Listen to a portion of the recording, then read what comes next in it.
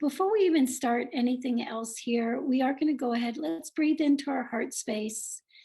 But what I really want you to breathe into your heart space today is your conviction, your courage, your awareness of what you know for you, of what's available for you. And so breathing that courage, conviction into the heart space. And really exhaling out this idea that somebody else knows what's right for you. That somebody else, like when you've got that feeling in your body that something is off or something is wrong, or it's, that, and somebody wants to tell you otherwise. This is what I'm just seeing, that we can really breathe into our bodies courage and conviction, and we can exhale that energy of somebody else knows better, or somebody else, especially when they're telling you something that does not resonate with what and who you actually are. No matter what it looks like on the outside, really giving ourselves permission to trust, have courage in, have faith in that mechanism within us that says, yep, this works for me, or no, that doesn't. Yeah. Okay, yeah, breathing that into the body. Exhaling out everything that no longer serves. Inhale, big gulp. Take a big gulp of courage, trust, self-awareness. Here we go. And we'll exhale that back out.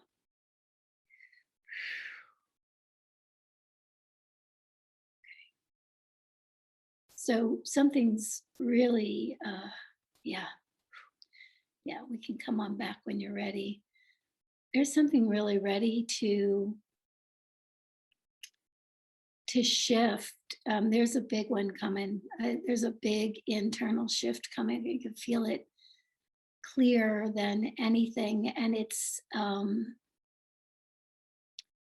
it's not coming from outside. It's not coming from outside of us. It's coming from inside each and every one of us. I mean, we are the new world. We are the capacity to create something different than has ever been, both in our own lives personally, but out into the world. And it's interesting because just as I close my eyes sitting here with, a small group of people, I love this every single time. It's like we just don't know what a small group of individuals coming together in a coherent space can do, both for that individual and for the collective. So, and there's a lot of small groups coming together just like this right now. So, yeah. Yeah. Deep breath, everybody. Yeah, I can feel it in your heart spaces. Man, you guys are just like, pulling it in. So, all right, Sharon, do you have anything for me? I do. Let me do this. Okay, this mother has a 10-year-old daughter, and she has a stigma that is on its way in. And she was telling her daughter that she was grateful to have two very special children because her son also has autism. She would like to know how she can support her and on her way, and if she's in any pain.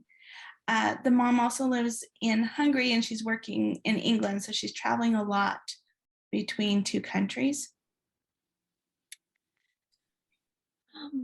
Let me see here. How old is the daughter again? 10. Mm-hmm. Okay. I'm going to go back to what we just kind of talked about. This must be the theme or something for this call, because it's showing up pretty strongly here as well. So again,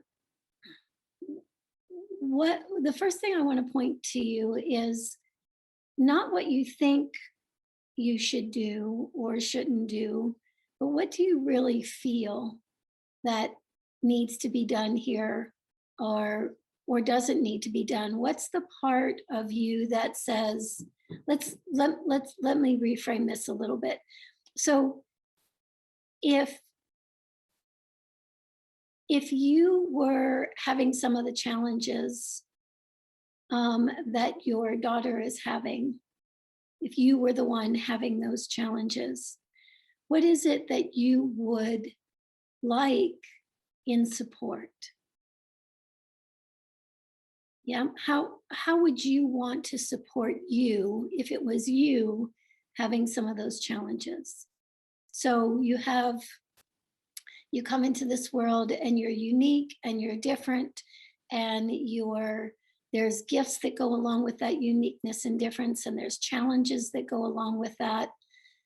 I think that we can all safely say that we all want our gifts to be seen, and we all want our challenges to be loved.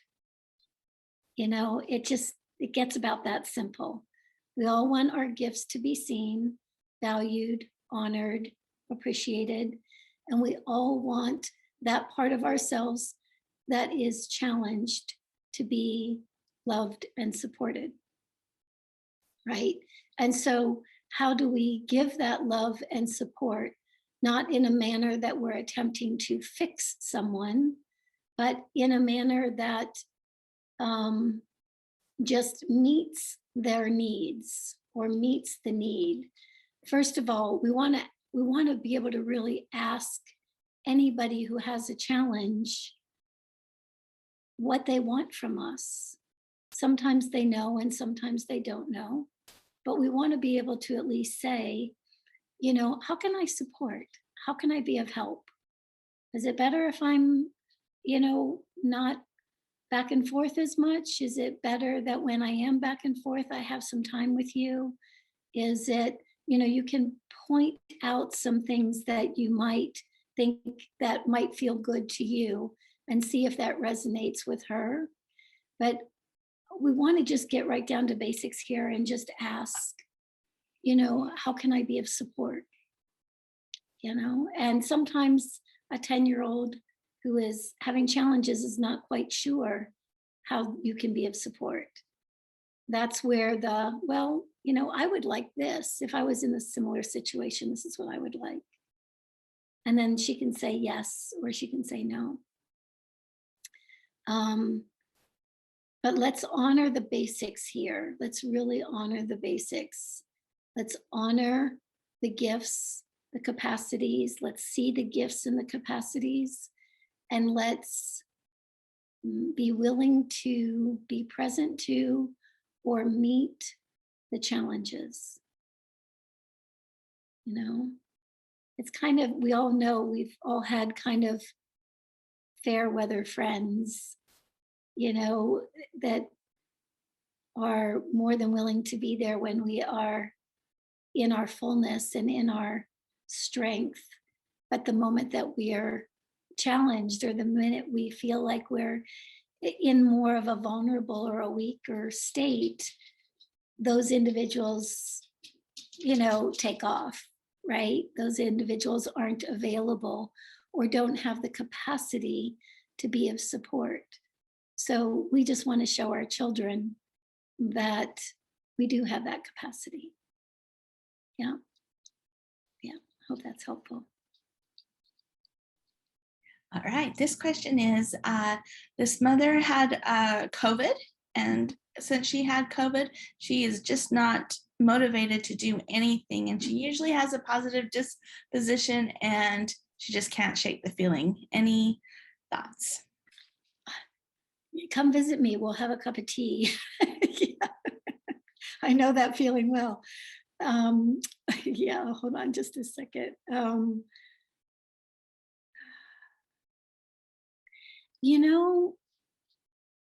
I think one of the beautiful things about COVID, there's a lot of amazing things about it. But one of the beautiful things about it is it really is helping us reevaluate what's important to us and what's not important to us. It's really giving us an opportunity to, I mean, something as simple as physical well-being. I mean, how many times have any one of us, kind of taken advantage of, or really not seen the advantage of our physical health and well-being? I mean, it's a basic thing. If we don't have it, we're not really fully living our experience, right? So, so one of the things that I think that any kind of illness can help one with is really valuing the physical, and also really looking at what is important in our lives. And I think that slowing down to the degree that each one of us have had to slow down in the last couple years, hopefully has also given us the opportunity to just say, what do we value? What's important? At the end of the day, does this actually matter or does it not? And so maybe it's not so much that you're um, apathetic, or maybe, or not motivated, or that kind of thing. Maybe this is just a reframing or a pause time so that you can determine what it is that actually matters. Yeah, moving forward. That's what it feels like to me. So give yourself permission to be in that space. You're not in the wrong place simply because you're not in the same place that you were before you had COVID, right? You're in a new space. So let's use that space to mm, honor, validate, come into harmony with what actually works for you next. Because my guess is it's not what was before. So hopefully that's helpful. Okay, so this question is around, do you know of any specific energetic practices to help with skin cancer? Mm, mm. You know,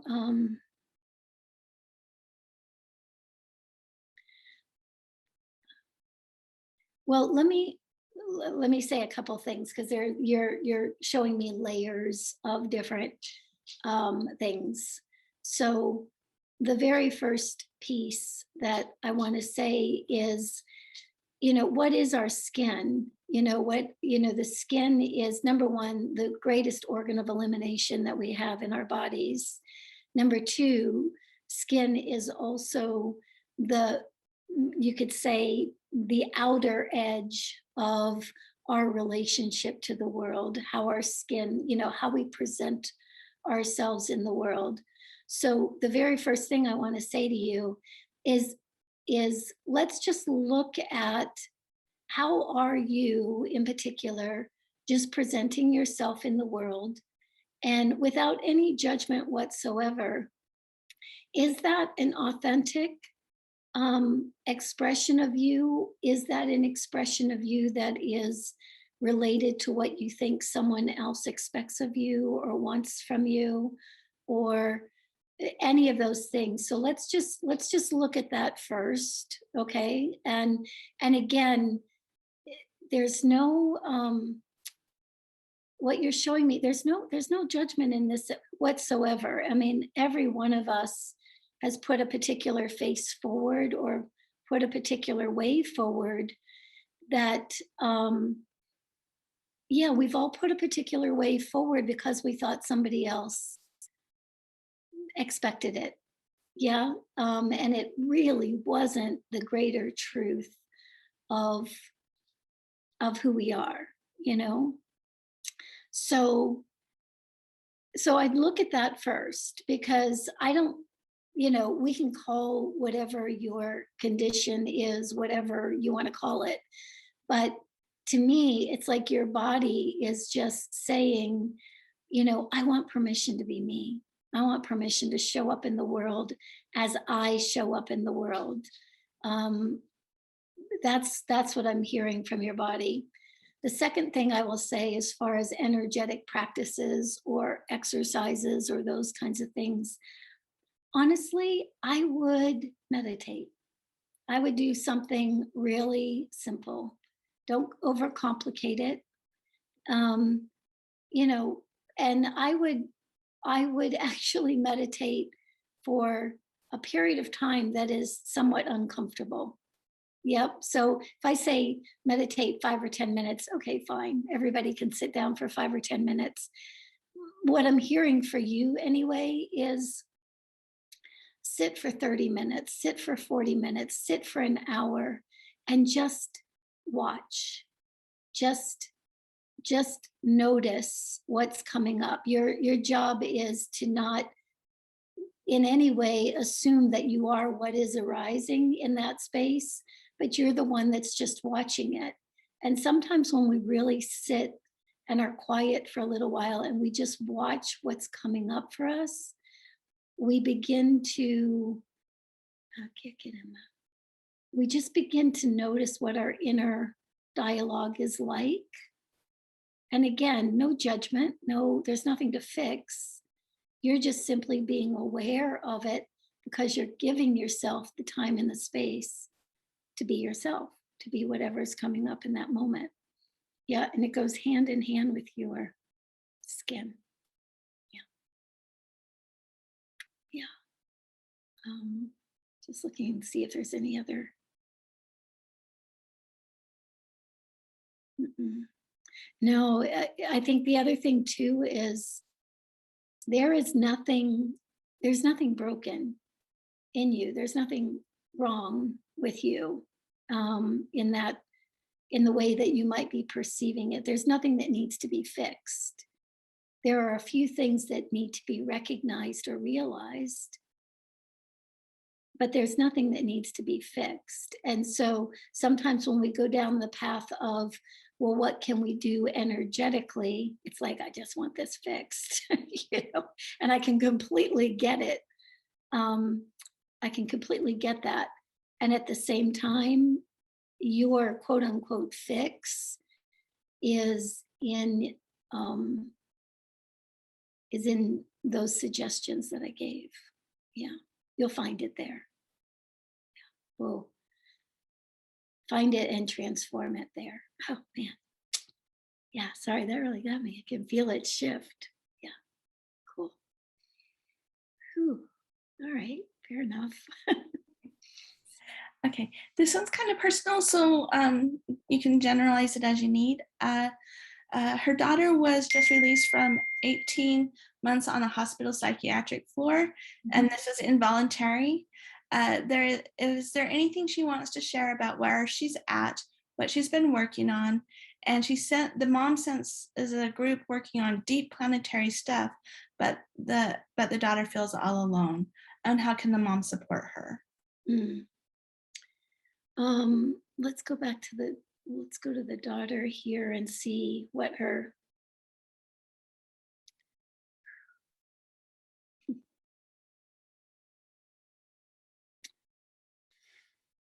all right. So first off, she wants you to know that she too is working on deep planetary stuff. So it's just that her deep planetary healing that she's working on is really more at an emotional body level, at a um, emotional energy level. So we can assume that the physical earth is physical, that it's, but the earth itself, not just the humans on the earth, but the earth itself also has an emotional body. And that emotional body has been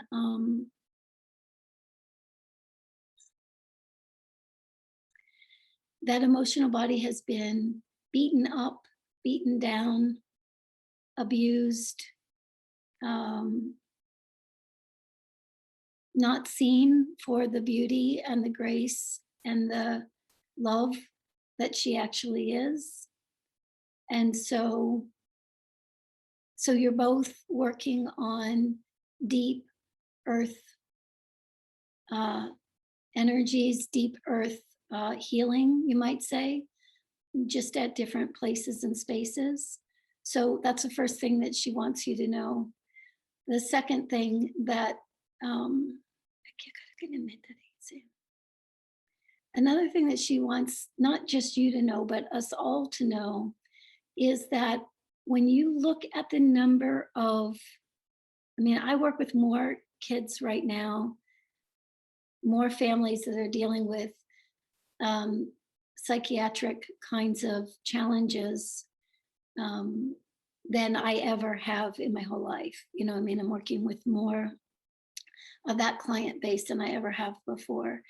And what she and is wanting us all to know is that part of the reason why that is the case is that there are many souls among us that are simply capable of processing through their own emotional bodies the woundedness of humanity. It's not an easy journey. It's not an easy trajectory. That's a powerful soul that chooses, again, chooses at the soul level, chooses before incarnation, that is one of the supports or services that they are going to present, make available. Yeah. And so, on the one hand, what I really want to say here, and I really want us to get this, I mean, we look at people every single day that are having deep challenges, and we say, oh, poor them. Or we only see our own vulnerability in their experience. We only see our own lack of capacity in their experience. And what I'd really like to invite us to do today is, one, to see our own capacity, to see that our vulnerability is a capacity, and also to see it in the eyes of others. No matter what their challenges are, we don't know why they are experiencing those challenges. We don't know what capacity allows them to experience that depth of challenge, and still wake up the next morning, you know, and still be here and still be willing to offer something. So she's very clear that although she is also is needing some understanding, needing some validation, needing to be seen and heard for her capacity, she is also aware that that is her capacity. Yep. So a little bit of both and here. I hope that's helpful. You can ask more if you want to, if there's more to specifics to get to there. Ooh. I will say that energetically, there is some enormous shift that's on the horizon. There's just something that I don't know how to explain it other than there's a flip. There's a flip coming. We've been perceiving ourselves in one way, and that served under the reality of the illusion that we were living in, but it doesn't serve going forward. And bit by bit, one by one, we're just going to start waking up to, emerging from that sleepless state and waking into the greater capacity that we've always been. And I can't give you a how that happens. I think it's very unique for each and every one of us. But the fact that it is time that it happened, that the timing is, the alignment, like you might say, is ready to go, no doubt in my mind. It's like whatever we're living today, let's let's consider that it's totally possible that tomorrow it could be different. Yeah. We don't know what it is. We don't know really what we have been living fully. We don't know what we've been living. So we also don't know where we could be going. So, and we don't have to assume that that's negative either. That's the old program. Yeah, it's totally possible that something amazing is trying to be birthed through you. So, and through the kids, through everyone. So, all right. Okay, this question is, this person is experiencing ongoing chronic pain in her pelvis and spine, and she just recently had a blood transfusion of low iron and has a lot of other issues. Just wondering if you have any enlightenment of what's going on. You've heard me say before that when we transform, when we transmute, when we transfigure, it is mental, emotional, and physical. So here you are right down into the physical transformation. That whole pelvic girdle is all around safety. It's all around stability. It's finding your own stability, finding your own sense of safety in your own world, creating your own world in that pattern of safety and stability. And so, what it looks like to me, anyway, is that literally your, I can't get them at that. So, the whole pelvic girdle and all the way down into the tailbone, it looks like you're leaching. I don't know how else to say this other than you're leaching like old patterns of fear, instability, lack of safety. You're leaching that from your pelvic girdle. And just as, let's just call that information, that's information that was packed into the bone in your pelvic girdle. Again, just because it's time, that energy, just because we are collectively transmuting and evolving as fast as we are now, your pelvic girdle is now giving up the ghosts of insecurities past, of lack of safety past. And so all of that energy is literally leaching out of the pelvic girdle. That whole pelvic girdle is becoming lighter in density. It's literally enlightening, right? It's lightening up. So as that energy moves out of that pelvic girdle, the stance that pelvic girdle held, like, we know that when we're tense, let's say, we hold our bodies in a particular position.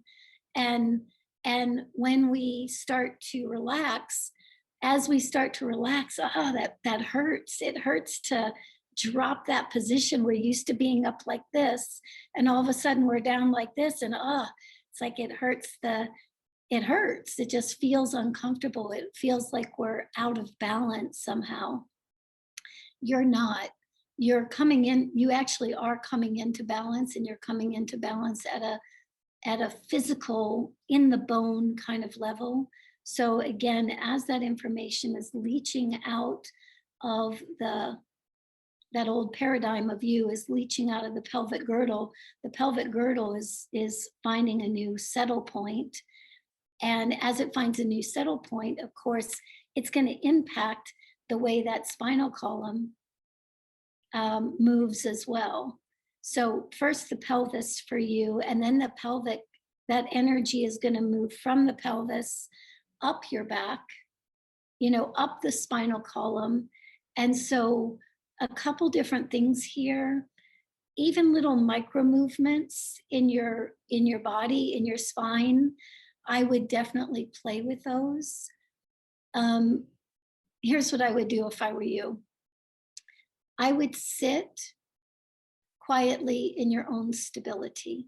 I would sit in your pelvic girdle, safe, secure, stable, knowing knowing that you are quite capable of creating the world of safety that you are really interested in creating.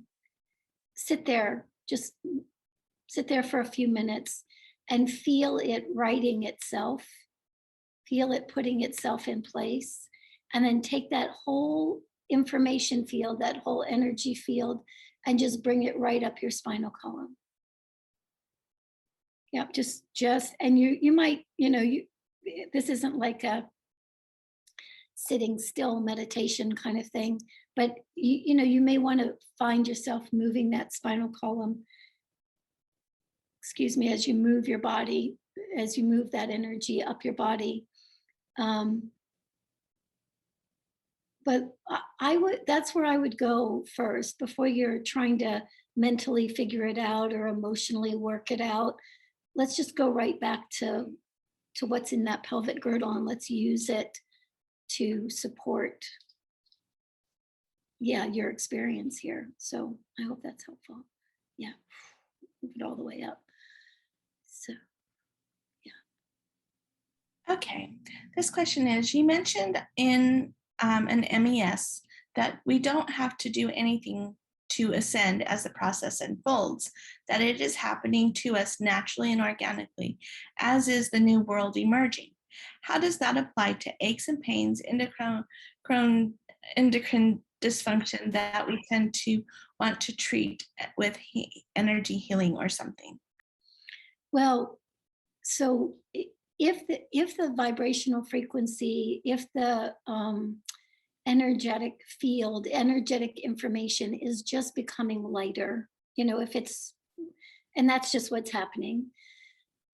Anything that's locked in us physically, mentally, emotionally, that is not in vibrational resonance with that is trying to come into harmony with this new vibrational frequency.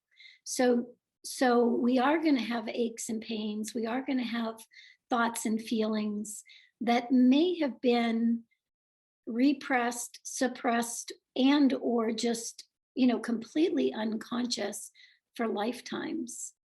I mean, we've never been through this before. We've never had the opportunity to release everything,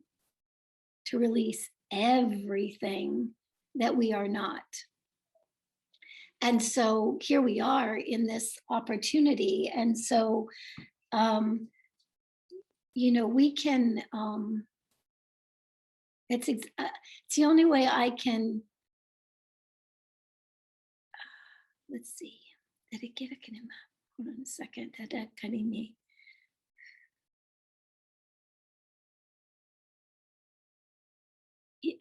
This is the very reason why, yes, we want to treat these things. We want to support ourselves.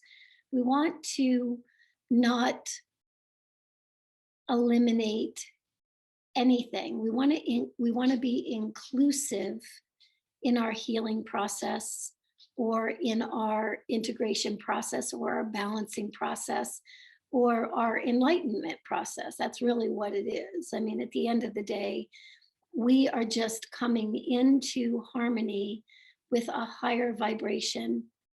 And we have been conditioned to believe that when we feel bad, mentally, emotionally, or physically, that somehow something's wrong with us. But what if it's, could it be totally possible that we're just aligning with a higher state of our own being?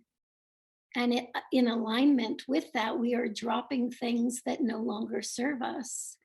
And we are going to drop it through our physical, our mental, and emotional fields. Those are all information fields. I mean, really, all that we are is information. We're information in a particular coagulation, in a particular configuration. Most of that configuration is conditioned in nature, meaning that we've been taught to be that. It's not necessarily what is authentic or real. So all we're doing here is we're going, okay, I'm feeling uncomfortable. Thank you, body, for trying to align so beautifully with this next iteration, right? Thank you, body, or thank you, mind, thank you, emotions, for, for demonstrating or releasing or showing me what my focus is, and help me come into alignment with that greater expression of myself, um, aligning what's possible, what's again, we really want to catch over and over and over again where we make something that we're experiencing wrong. If we're experiencing it, how can it possibly be wrong? It's what is. Might not be right either, but it is what is. And whatever is in our experience is something that we are absolutely capable of being present to, right? We're absolutely capable of loving that, whatever it is that's right in front of us. We're absolutely capable of seeing the potential in it, the possibility in it, the positive potential and possibility in it, instead of just assuming that it's, taking us down the wrong direction. It's a fundamental, I think it's one of the biggest conditions that we all play in. We assume things are wrong. We assume things are bad. And so what's possible? Yeah. I think I was listening to Kyle Cease the other day, and he makes me smile. He just makes me laugh every now and again. And he was saying that he had two people on, and they were going back and forth around something being totally possible. And it just spoke to my heart. It was like, yes, it's totally possible that our bodies are completely realigning. It's totally possible that we're just by the experiences that we have and our capacity to be present to those experiences, to love those experiences, not love that we're hurting, but to be compassionate towards, to have love for our experience. It's totally possible that we're just, every single moment we're capable of doing that. We're just aligning with a greater part of ourselves. It's totally possible that it's just time for us to be bigger than we've ever been before. Yeah. It's totally possible that whatever we think our stories are, it's just bullshit. It's just a story, and that there is something so much greater than that within each and every one of us. And collectively, humanity is becoming that right now. And that's why so much shit is hitting the fan. That's why so much is becoming so flipping obvious right now. Yeah. So, anyway, that was hopeful. I'll come off my pedestal now. Get down from my perch. Okay, this question is, can you speak about the shifting educational paradigm and any new possibilities that are here to support the alignment and integration of young children? God, thank you, thank you, thank you for this question, because I've been talking to different people about this in all kinds of ways lately. And, when it's all said and done, the children that are here now, our younger population, they are the people that are going to be living the reality, of living this new reality more so than any single one of us here, right? They are the ones that are going to be living that on a very practical kind of level. So in many ways, a lot of these kids already know what their capacity is. Um, I'll say that. And on the other hand, there is a greater attempt right now to dumb down that capacity than I've ever seen in my 60 years on the planet, right? There is a concerted effort to just numb.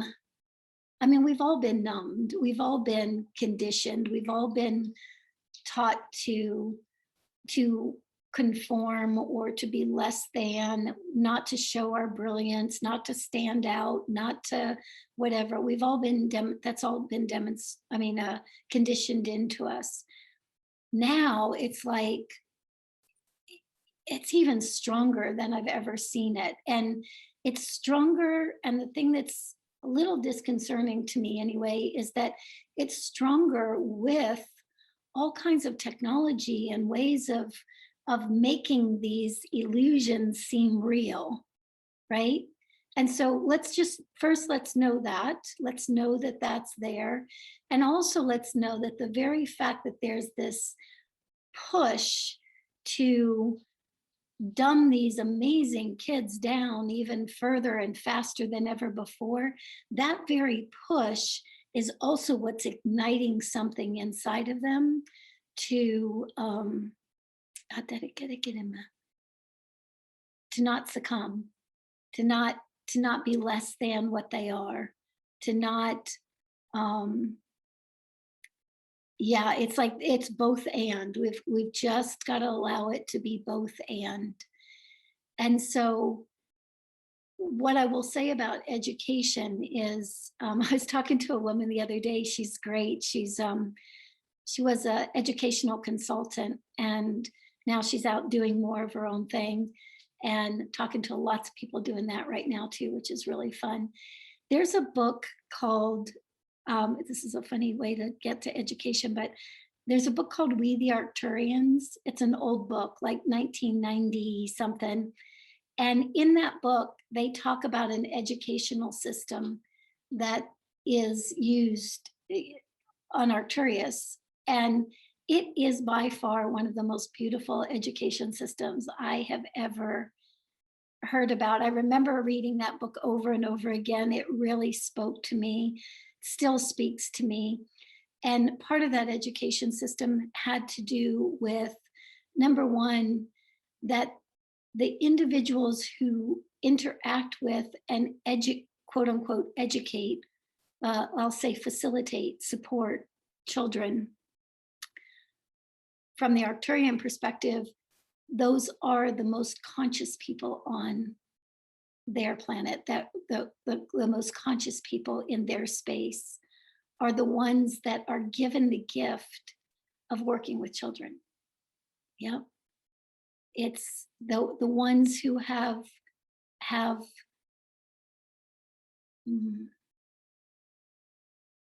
they literally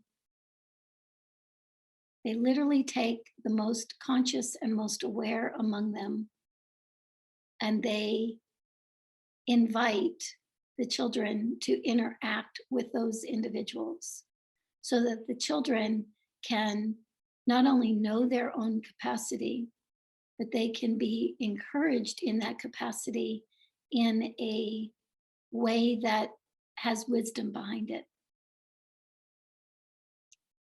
Yep. And the wisdom does come from those elders. The wisdom does come from those individuals who have enough life experience and who have enough inner awareness to guide these individuals, these children, not to what somebody else wants them to be, but to guide them into their own depth, into their own capacity. There's not a kid on the planet that doesn't come here going, it's like, I like this, I like that, I don't like this, I don't like that. It's like they're already aware of what they just are inspired to be connected to, right? So what does the current education system do but try to convince them that they need to be a well-rounded individual, and in that well-roundedness they are then guided to spend time doing all kinds of things that they really don't give a shit about. And quite frankly, why should they? It's a lot of it has nothing to do with who they are, what they came here to be. It just slows them down. It just dumbs them down.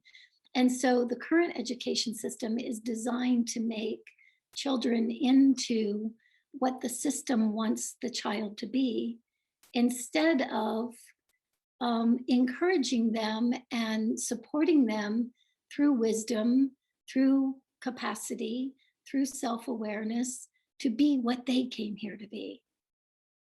Right? We don't want a bunch of little robots. We don't want a bunch of people that will grow up to do what somebody else tells them to do. We know what that looks like because we're living it right now. We want souls that are connected to the humanity that they're interfaced with. We want that essence and that humanity to be informing each other instead of somebody else being informing that human, so that the essence stays separate from the human, right? That's not what we want. We want something completely different than that. And so our new educational systems are first start with very wise supporters, with elders, with those who already hold a certain level of consciousness. And that's not necessarily I could say it's not necessarily a hierarchical kind of thing, but it is, in the sense that look at who educates our children. And I don't mean the individuals necessarily. There's some amazing, beautiful teachers. I worked in public education for a really long time. It's like I saw some amazing human beings. The system does not set it up so that we can encourage wisdom, so that we can encourage heart-centered awareness of self and others. Just doesn't do it, right? And so all we have to do is look at the system, and we know exactly what we're going to get in our children. So moving forward, and this is, you watch, it's coming up in all kinds of different places already in the world, as we start letting those elders, letting those wise ones interact with the children and start supporting them and facilitating that awareness of who they are, that wise awareness of who they are. Then we know what we're going to get, right? Because that's what we're putting in. Yeah, there's a reason why who was it? Some religion, I can't remember what it was. Somebody said, give me a child for the first 7 years of their life and I'll show you the man. Well, it's true. You get a kid for the first 7 years of life and you imprint that kid in a particular way. In many ways, it doesn't matter what their capacity is. They're going to separate from that capacity in order to blend with that first 7 years of programming. That first 7 years of programming has to be love. That first 7 years of programming has to be wise, has to be wisdom, has to be capacity, has to be a seeing beyond what is perceived as right or wrong. Yeah.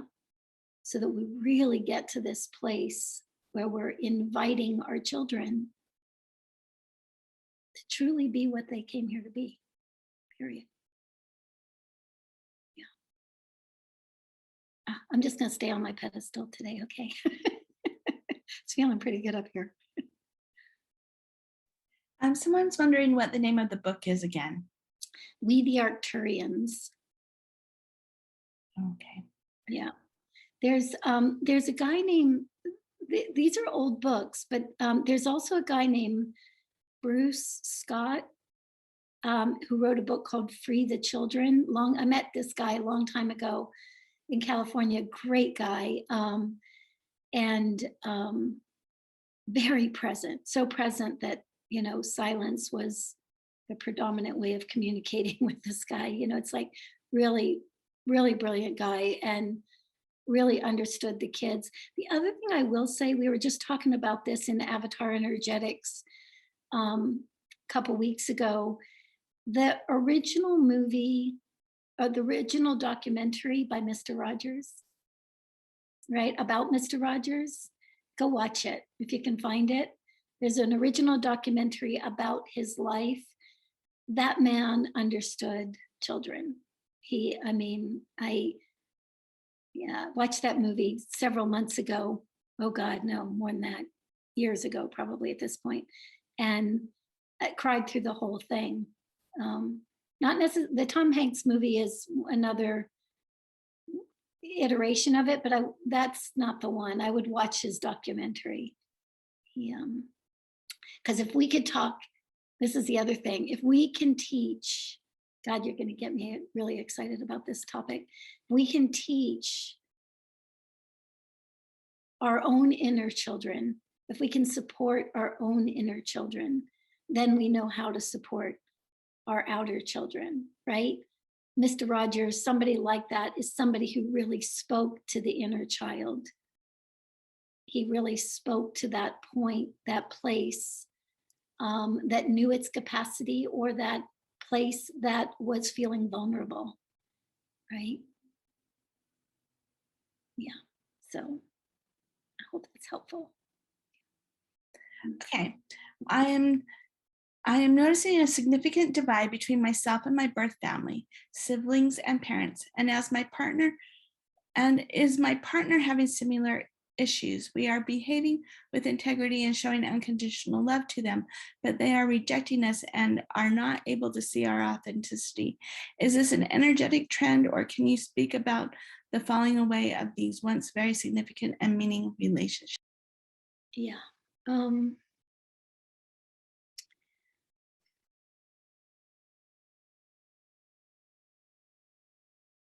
So let's say that what's happening here is that when we express authenticity to someone, when the intention is to interact with somebody from a place of unconditional love, and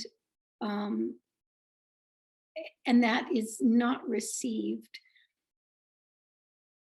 yes, it's, of course it hurts, and of course it feels like a sense of abandonment or betrayal. It can touch some of those places within ourselves. Our own inner children can feel some of that energy. But when you know that that's what you're giving, and that's how you are presenting to them, and that's not able to be felt or reciprocated, I really would just move into deep compassion for those individuals, because what you're noticing there is there's simply, it's a challenge to receive something that you haven't given to yourself, is the best way I can say it. So if you haven't given to yourself, that love, that capacity, that ability to be met, then it doesn't matter who else is trying to meet you. You can't receive it, right? And so in this case, and I think that, you asked about this, I think you used the word trend, or is this a trend? And I think the real opportunity here, within the last 2 years, and all the division that has taken place. I mean, we have families separating left and right over, a vaccine or a mask, or a choices that, are nobody else's to make other than the individuals. And that's inclusive of a family too. Just because somebody is in our family doesn't mean that they don't also have the opportunity to make whatever choice it is that they want to make. They're individualized. It speaks to the way, energetically speaks to the way that families have a tendency to think that there's a belonging because we're a family, where there's a everything has to be the same because we're a family, right? It's not, again, we're not looking for people to be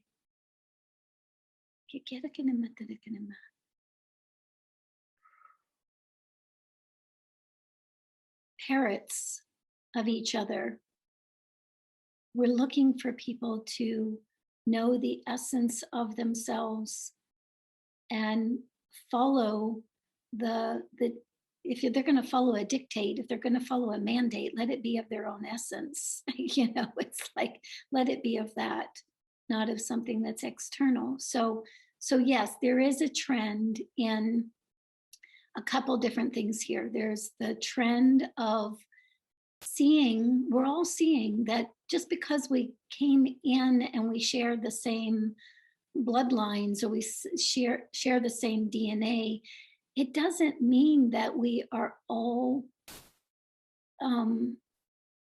that we all hold the same views, that we all hold the same. So there's that piece.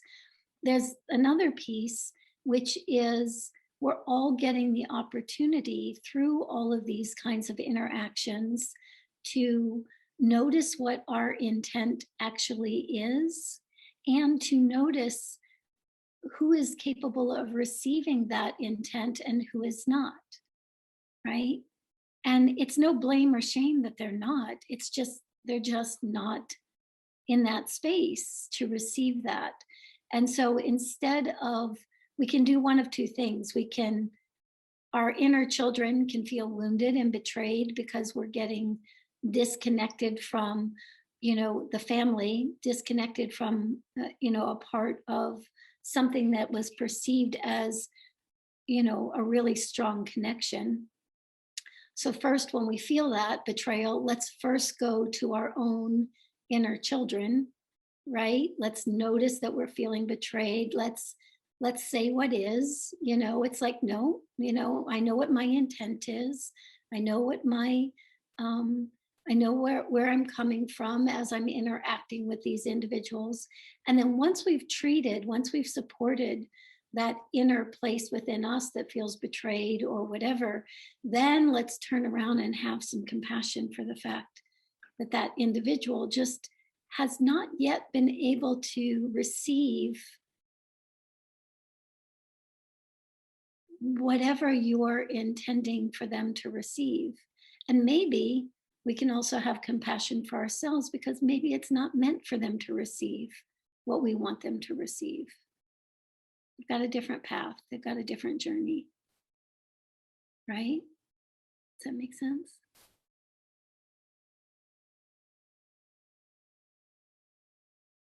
Yeah, nothing's just black and white, right? It's like nothing's just they're right and I'm wrong, or I'm wrong and they're right, or whatever it is. It's like we can't, in the opportunity here is to really know where we're coming from, know what our intent is, nurture and love and support that part of us that feels challenged by, victimized, whatever, because there's always going to be that part too. That part exists within us as well. But if we use our own intent and our own focus to go back to our own inner children and love them and support them, and we're just even building that capacity that much more, right? And so then what happens is you go through the same thing, you still hold the same intent, you still are wishing the same things for, meeting people with love and compassion. And if they can't receive that, then we can just simply go into compassion for that they can't receive it yet. Yeah, it's like, it's okay, they can't receive it yet. But we no longer have to make it about us being victimized in any way, shape, or form, right? It's like, just know your intent. Know your intent, know where your heart is, know what your capacity is, and then just notice how people react or respond to that. We we touched on different topics, and yet all the different topics were all interrelated and interconnected, and so I think that one of the greatest opportunities that we each have right now is to really listen, to not not the identity. So we're not listening to the mind. We're not even listening necessarily to the emotions. We're not necessarily even listening to what's going on in the physical body. We're listening to the silence, right? Um, we're listening to the space that we are. Yep, we don't have to figure these things out in a mental way. We need to give ourselves the space for the solution to come. Yeah, does that make sense? So instead of, okay, what energy healing do I need? What step do I need to take? What method do I need to use? What mental construct do I need to come up with so that I can change the old mental construct to a new mental construct, right? Let's just, instead of going at it from that vantage point, can we just sit for a few minutes and just witness, watch, listen to, be present to just what's arising? We're not trying to fix what's arising. We're not trying to change what's arising. We're getting to the place now where we can understand that we are and have always been the space within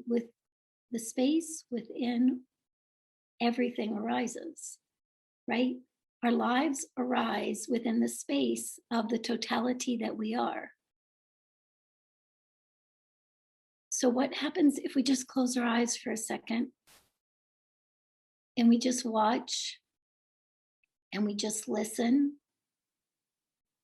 and we're not attempting to fix, and we're not attempting to change? If we go at it from that vantage point, what you're going to notice is you're going to start hearing yourself say, I'm not that. That's not what I am.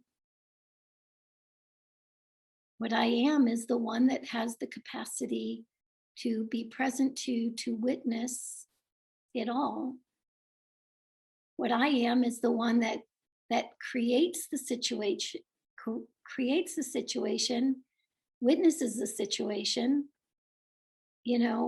deals with the situation, neutralizes the situation, and then does it all over again. Yeah. And so there's something about letting ourselves step into that space, especially now. There's not a rightness or wrongness in there. That's Rumi's field. I'll meet you in the field between right and wrong. And this is that space that I'm talking about. So just a few minutes of every now and again, just sitting and just watching, just witnessing what's there, what's coming up. Can we hold it? Can we have compassion for it? Can we trust it? Can we allow it?